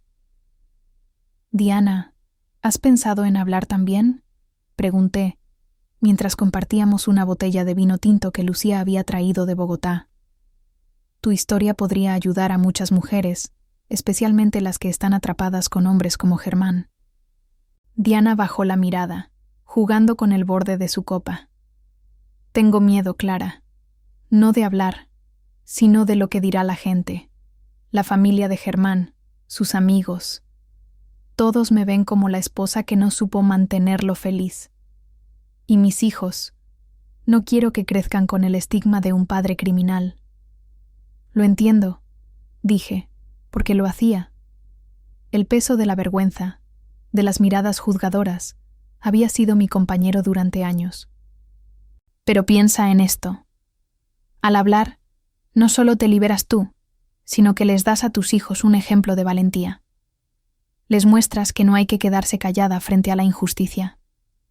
Lucía asintió, inclinándose hacia Diana. «Mamá lo hizo, y mira el impacto. Tu voz podría ser la que alguien necesita para dar el primer paso. Y no estarás sola. Estamos aquí, todas nosotras». Diana sonrió, una sonrisa frágil pero genuina. «Dame un poco de tiempo, ¿sí? Pero lo pensaré, por mis hijos y por mí». Esa semana, el caso contra Esteban y Germán avanzó a pasos agigantados. Los fiscales descubrieron más pruebas. Un segundo médico involucrado. Un bufete de abogados en Barranquilla que había ayudado a falsificar documentos. Y un detective privado que admitió, bajo presión, haber sido contratado para vigilar a varias mujeres, incluidas Diana y yo. Cada nuevo detalle era una victoria, pero también un recordatorio de cuán profundo era el daño que habían causado. Mientras tanto, la Fundación Alba Restrepo comenzó a tomar forma. Contratamos a una gestora cultural, una mujer llamada Valeria que había trabajado con ONGs en Bogotá, para ayudarnos a estructurar los programas. El primer enfoque sería financiar clínicas de memoria en Medellín y Cali, con talleres para cuidadores y pacientes de Alzheimer. El segundo, inspirado por mi propia experiencia, sería un fondo de asistencia legal y financiera para mujeres víctimas de abuso económico. Es un modelo innovador, dijo Valeria durante nuestra primera reunión. No solo estás abordando una enfermedad, sino un problema social que afecta a miles de mujeres en silencio. Pero no todo era progreso. Doña Beatriz seguía llamando, dejando mensajes de voz llenos de furia y acusaciones. Clara, destruiste a mi familia. ¿Cómo pudiste hacerle esto a Esteban? Él te dio todo. Cada mensaje era un intento de hacerme sentir culpable, de devolverme a esa versión de mí, que se disculpaba por existir. Pero ya no era esa mujer. Bloqueé su número y seguí adelante. Una noche, mientras revisaba correos en mi laptop, recibí un mensaje de Adriana, la primera mujer que me había contactado después del noticiero. Clara, gracias a ti, me reuní con un abogado hoy. Estamos revisando mi caso, y parece que hay esperanza de recuperar parte de lo que perdí. Pero más importante, me siento vista por primera vez en años. ¿Podemos encontrarnos? Quiero ayudarte con la fundación. Respondí de inmediato, invitándola a una reunión en la casa la próxima semana. Adriana no era solo una víctima, era una aliada, alguien que entendía el peso de la verdad y la libertad que venía con enfrentarlo. Su mensaje fue un recordatorio de que esto no era solo sobre mi sanación, sino sobre construir una red de apoyo, un legado que mi madre habría amado. El viernes, mientras regaba la planta de café, noté un pequeño brote nuevo, apenas un destello de verde entre las hojas más viejas. Me arrodillé junto al jarrón, tocando la tierra con cuidado, y sentí una conexión profunda con mi madre. Ella había plantado semillas de amor y esperanza, incluso cuando la enfermedad la consumía. Y ahora yo estaba regando esas semillas, no solo para mí, sino para todas las mujeres que habían sido silenciadas. Lucía se acercó, sentándose a mi lado en el patio. ¿Sabes, mamá? Creo que la abuela estaría orgullosa, no solo de la fundación, sino de ti, de cómo tomaste algo tan oscuro y lo convertiste en luz. Sonreí, sintiendo que las lágrimas volvían, pero esta vez eran cálidas, llenas de gratitud. Eso espero, mi amor. Eso espero.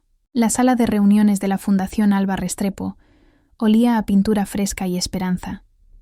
Habíamos alquilado un pequeño local en el centro de Medellín, un espacio modesto con paredes blancas y ventanales que dejaban entrar la luz de la tarde. Era nuestro primer día oficial, y aunque los muebles aún eran escasos, una mesa larga, sillas plegables, un tablero donde Valeria había escrito los objetivos iniciales, el lugar vibraba con posibilidad. Estábamos reunidas. Lucía, Diana, Adriana, Lorena, Camila, Valeria y yo, junto con 3 mujeres más que habían contactado a Daniela Mejía tras el noticiero. Cada una traía su historia, su dolor, pero también su fuerza. Bienvenidas, dije, de pie al frente de la mesa, sintiendo el peso de sus miradas. Hoy no solo marcamos el inicio de la Fundación Alba Restrepo, sino el comienzo de algo más grande. Un espacio donde nuestras voces importan, donde nuestro dolor se transforma en acción, donde nadie nos hará sentir pequeñas nunca más. Las palabras resonaron en la sala, y vi sentimientos, sonrisas tímidas, manos que se apretaban unas a otras. Adriana, sentada junto a Diana, levantó la mano. Clara, quiero empezar diciendo gracias. Cuando vi tu entrevista, sentí que alguien por fin me veía. Hace 5 años, Mi esposo me internó en una clínica psiquiátrica con un diagnóstico falso. Perdí mi negocio, mi casa, mi relación con mis hijos.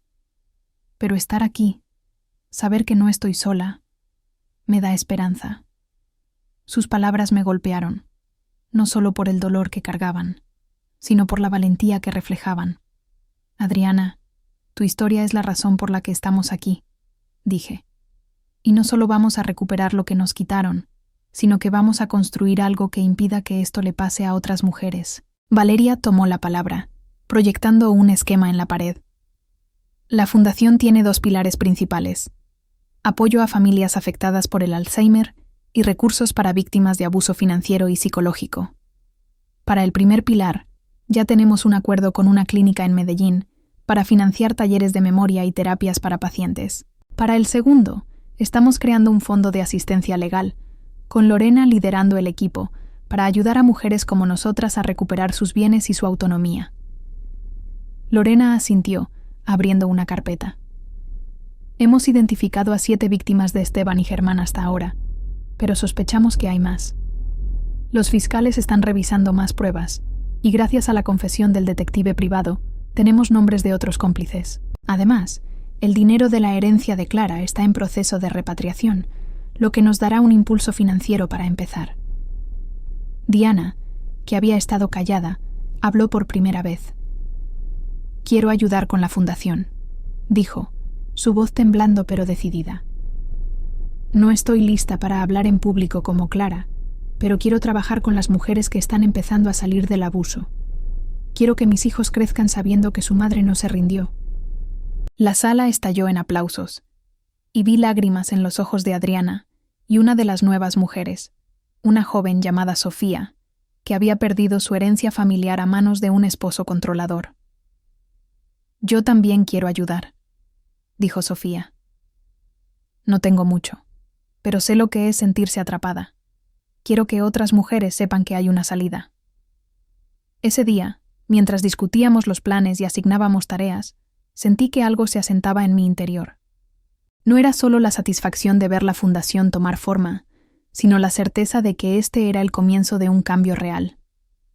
Cada mujer en esa sala era una prueba de que el dolor podía transformarse en propósito, de que las raíces arrancadas podían volver a crecer. Esa noche, en casa, Lucía y yo nos sentamos en el patio, bajo un cielo lleno de estrellas. La planta de café, ahora en su nuevo jarrón, parecía más fuerte que nunca, con brotes nuevos que se extendían hacia la luz. «Mamá, ¿alguna vez pensaste que llegarías a esto?», preguntó Lucía mirando las estrellas. «Hace un mes estabas limpiando la casa para complacer a papá y ahora estás liderando un movimiento». Solté una risa suave, sorprendida por lo lejos que habíamos llegado. Nunca lo imaginé, mi amor. Pero cuando rompí ese jarrón, cuando vi la carta de tu abuela, algo cambió. No solo descubrí la verdad sobre Esteban, descubrí la verdad sobre mí. No soy la mujer débil que él quería que creyera. Soy más fuerte de lo que nunca imaginé. Lucía tomó mi mano, sus ojos brillando. Siempre lo supe, mamá. Solo necesitabas recordarlo. El lunes siguiente, me reuní con Daniela Mejía para grabar un segundo reportaje. Esta vez, no solo hablé de mi historia, sino de la fundación y de las mujeres que se estaban uniendo a ella. Daniela trajo a una de las víctimas, Patricia, la mujer que había sido internada en Pereira, y ahora trabajaba como cajera. Su presencia en el set fue poderosa. Su voz, aunque temblorosa, estaba llena de una dignidad que me inspiró.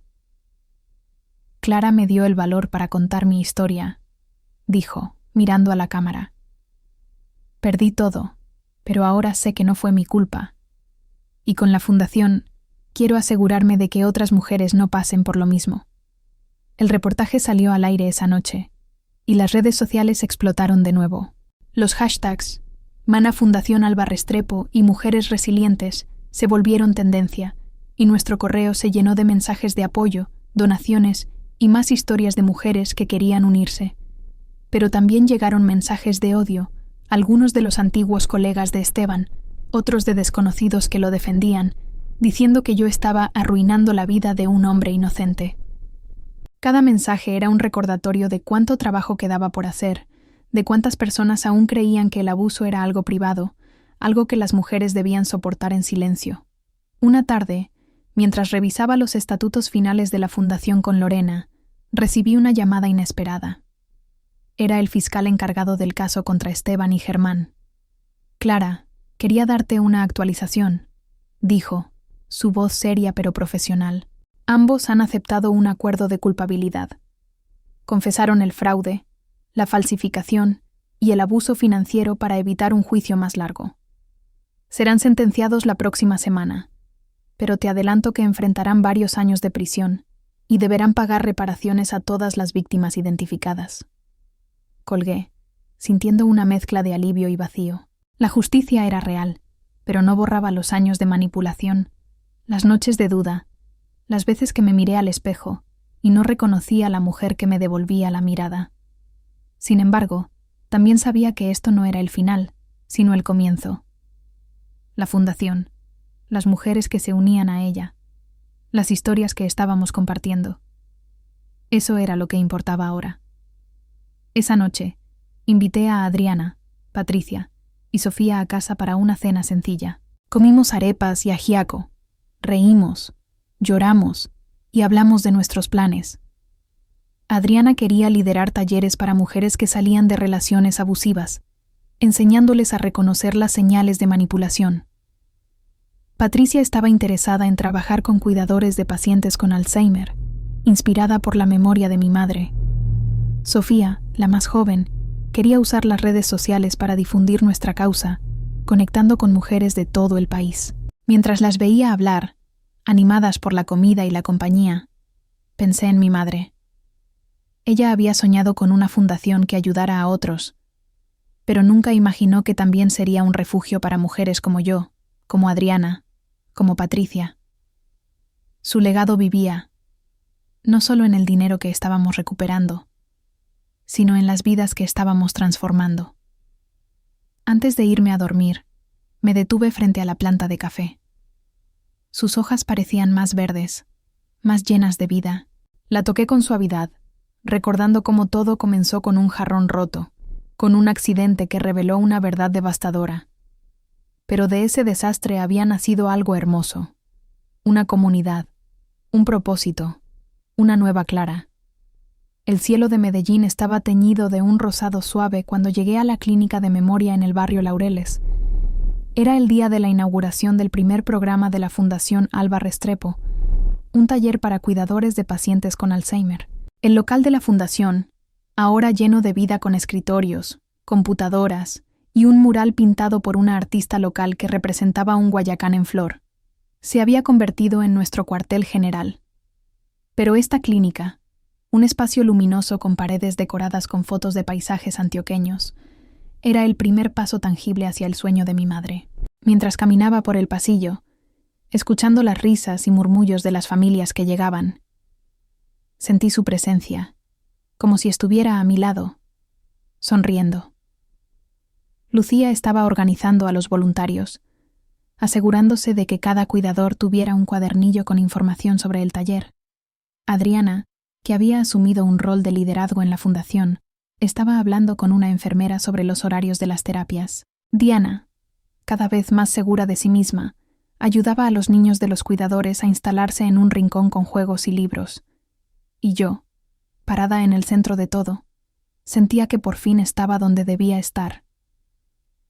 «Clara, ¿estás lista?», preguntó Valeria, nuestra gestora cultural, acercándose con una tablet donde tenía el itinerario del día. «Vamos a empezar en 10 minutos. Hay unas 40 personas inscritas, y Daniela Mejía está aquí con su equipo para cubrir el evento». Asentí, sintiendo un nudo en el estómago, pero no de miedo, sino de anticipación. «Estoy lista. Vamos a hacer que mi madre esté orgullosa». El taller comenzó con una bienvenida sencilla. Me paré frente a los asistentes, familias agotadas pero esperanzadas, cuidadores que cargaban el peso de ver a sus seres queridos desvanecerse en el Alzheimer. Mi madre, Alba Restrepo luchó contra esta enfermedad durante años, dije, mi voz más firme de lo que esperaba. Ella soñó con un mundo donde las familias como las suyas tuvieran apoyo, recursos, un lugar donde no se sintieran solas. Hoy, gracias a ella, y gracias a todas las personas que han creído en este sueño, estamos dando el primer paso. Expliqué cómo la Fundación financiaría terapias de memoria, talleres para cuidadores y sesiones de apoyo emocional.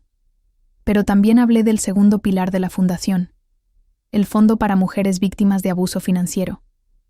Porque no solo queremos sanar el cuerpo y la mente, dije, mirando a los ojos de una cuidadora que asentía con lágrimas. Queremos sanar el espíritu, devolver la dignidad a quienes han sido silenciadas, a quienes les han robado no solo su dinero, sino su voz. El taller fue un éxito.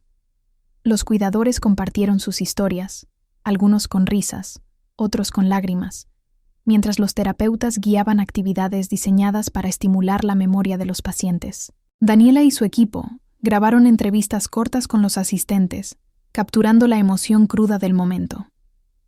Pero lo que más me marcó fue una conversación con una cuidadora llamada Gloria, una mujer de unos 60 años que cuidaba a su esposo.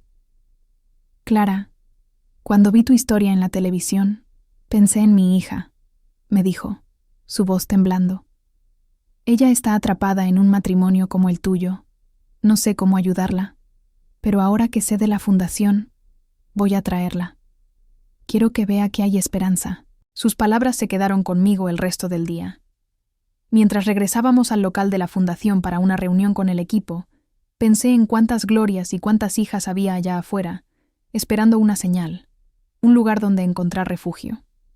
La Fundación Alba Restrepo no era solo un homenaje a mi madre, era un faro para todas ellas. Esa noche, después de la reunión, Adriana, Patricia, Sofía, Diana, Lucía y yo nos quedamos en el local, sentadas en un círculo improvisado con vasos de agua y una bandeja de pan de quesos. Habíamos invitado a 2 mujeres más, Laura y Marcela, que se habían contactado tras el último reportaje. Laura había perdido su herencia familiar por un esquema similar al de Esteban, mientras que Marcela había escapado de un esposo controlador que la había aislado de sus amigos y familia. Cada una compartió su historia, y aunque el dolor era diferente, el hilo común era claro: la manipulación, el gaslighting, la sensación de ser borradas de sus propias vidas. Lo que me da más rabia, dijo Marcela, con los ojos fijos en su vaso, es que pasé años culpándome. Pensaba que si hubiera sido una mejor esposa, más obediente, más callada, él no habría sido así. Pero ahora veo que no era yo, era él. Asentí reconociendo ese sentimiento demasiado bien. Eso es lo que quieren que creamos, dije. Nos hacen pensar que somos el problema, que estamos locas, que no valemos nada sin ellos. Pero estamos aquí, juntas, demostrando que se equivocaron. Patricia, que había estado callada, levantó la mirada. Cuando me internaron, pensé que mi vida había terminado. Pero estar aquí, trabajando con la fundación, ayudando a otras, me hace sentir viva otra vez. Clara, tú hiciste esto posible. No solo yo, dije, mirando a cada una de ellas. Todas lo hicimos, y lo seguiremos haciendo. Cada mujer que ayudemos, cada historia que compartamos, es una victoria. La semana siguiente, los fiscales nos dieron una noticia que marcó un hito. Esteban y Germán fueron sentenciados a 8 años de prisión cada uno, con la posibilidad de más tiempo, si se descubrían nuevos cargos. Además, se les ordenó pagar reparaciones a todas las víctimas identificadas, incluidas Laura, Marcela, Adriana, Patricia, Diana y yo. El dinero de mi madre, recuperado en un 85% desde las cuentas en Panamá, fue transferido oficialmente a la fundación. Era suficiente para financiar los programas durante al menos 5 años, y con las donaciones que seguían llegando tras los reportajes de Daniela, el futuro parecía sólido. Pero la verdadera victoria no era el dinero, ni siquiera las sentencias. Era la comunidad que estábamos construyendo. La fundación comenzó a recibir solicitudes de mujeres de todo el país. Cali, Barranquilla, Bogotá, incluso pequeños pueblos en Antioquia y el eje cafetero.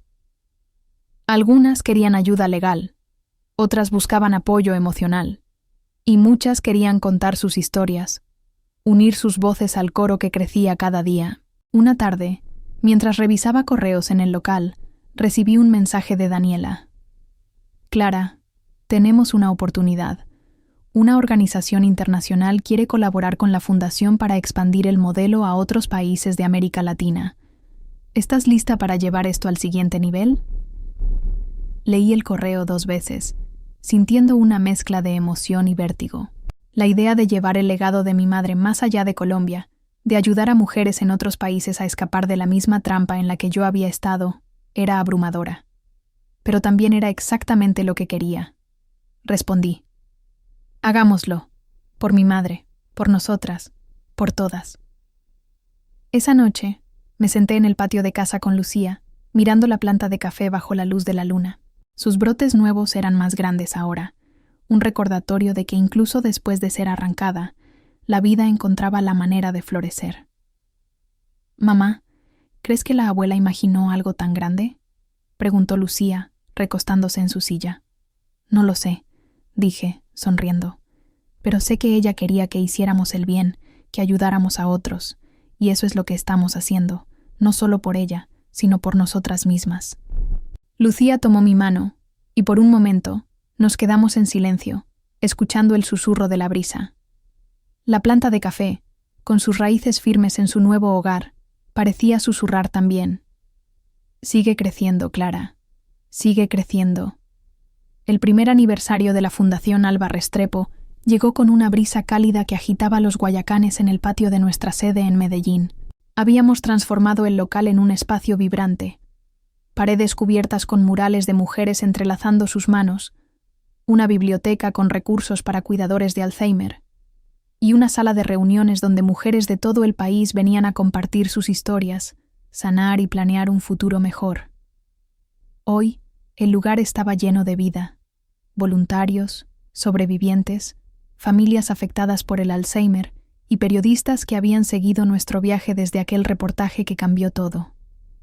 Me paré frente a la multitud, con Lucía a mi derecha y Diana a mi izquierda, ambas radiantes de orgullo. Adriana, Patricia, Sofía, Laura y Marcela estaban en la primera fila, junto con decenas de mujeres que se habían unido a la fundación en el último año. Cada una era una prueba de que el dolor podía transformarse en fuerza, de que las raíces arrancadas podían encontrar tierra nueva para crecer.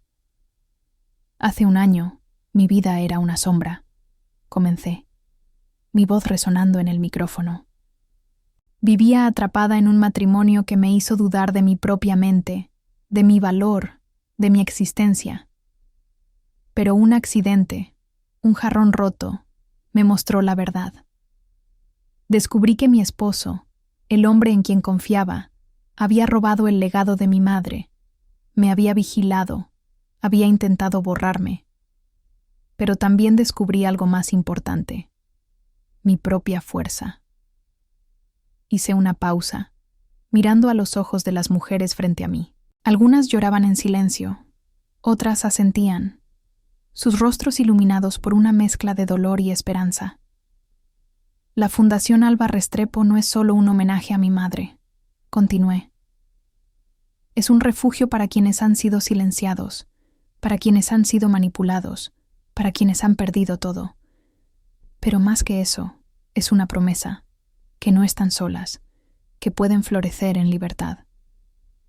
El aplauso llenó la sala, cálido y poderoso, como un latido colectivo. Hablé sobre los logros del año: 3 clínicas de memoria en Medellín, Cali y Bogotá, talleres que habían apoyado a más de 200 familias afectadas por el Alzheimer, y un fondo legal que había ayudado a 27 mujeres a recuperar sus bienes, su autonomía, su dignidad. Hablé de las alianzas internacionales que estaban tomando forma, con organizaciones en Argentina y México interesadas en replicar nuestro modelo. Pero sobre todo, hablé de las mujeres en esa sala, de su valentía, de su capacidad para transformar el dolor en acción.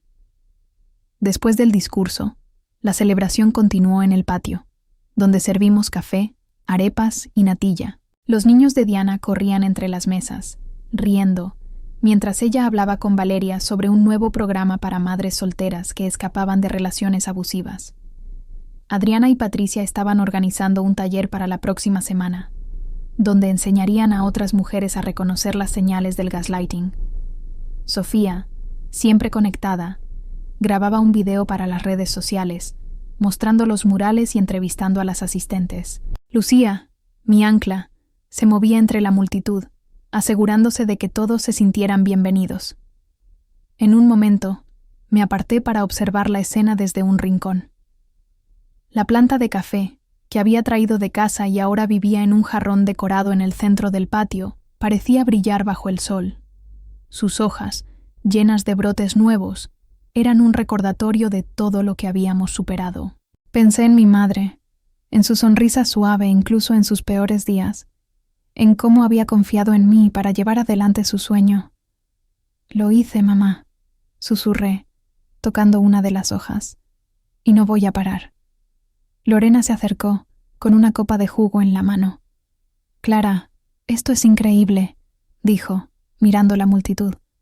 «Hace un año estabas temblando en mi carro, con miedo de lo que encontraríamos en esa caja de seguridad.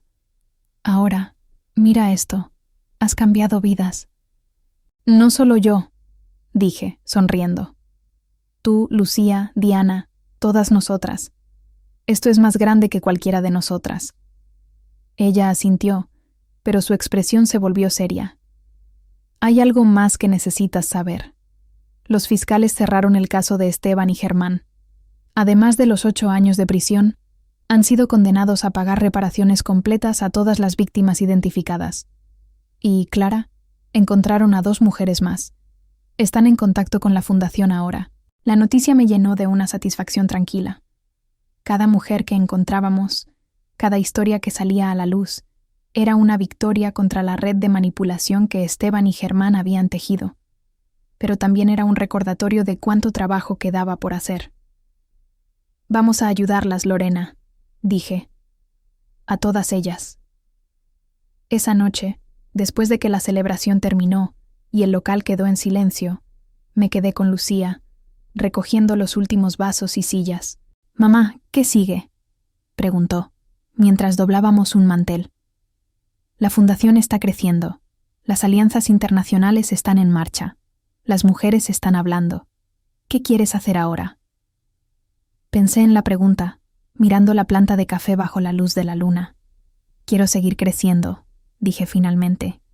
«Quiero que la fundación llegue a cada rincón donde una mujer necesite ayuda. Quiero que las familias con Alzheimer tengan el apoyo que mi madre no tuvo. Y quiero que todas las mujeres que han sido silenciadas sepan que pueden florecer, que no están definidas por lo que les hicieron, sino por lo que eligen hacer después». Lucía sonrió, sus ojos brillando con orgullo. «Eso suena como un plan, mamá. Y estoy contigo, cada paso del camino». Días después, recibí una carta inesperada. Era de Gloria, la cuidadora que había conocido en el taller de la clínica. Incluía una foto de ella con su hija, ambas sonriendo frente a un parque. «Clara, mi hija dejó a su esposo gracias a la fundación», escribió. «La conectamos con un abogado, y ahora está empezando de nuevo. Me pediste que la trajera, y lo hice. Gracias por mostrarle que hay esperanza». Guardé la carta en una caja donde conservaba recuerdos de mi madre, su bufanda favorita, una foto de nosotras en Guatapé, la carta que había encontrado en el jarrón roto. Cada objeto era un pedazo de mi historia, de mi transformación, de mi libertad. Y mientras cerraba la caja, supe que esto era solo el comienzo. La Fundación Alba Restrepo no era solo un legado, era un movimiento, una promesa de que ninguna mujer tendría que caminar sola. Me acerqué a la planta de café, ahora un símbolo de todo lo que había aprendido. La toqué con suavidad, sintiendo la fuerza de sus raíces, la vida en sus hojas. «Por ti, mamá», susurré. «Por todas nosotras». Y con eso, supe que estaba lista para lo que viniera, Había florecido en libertad y no había vuelta atrás.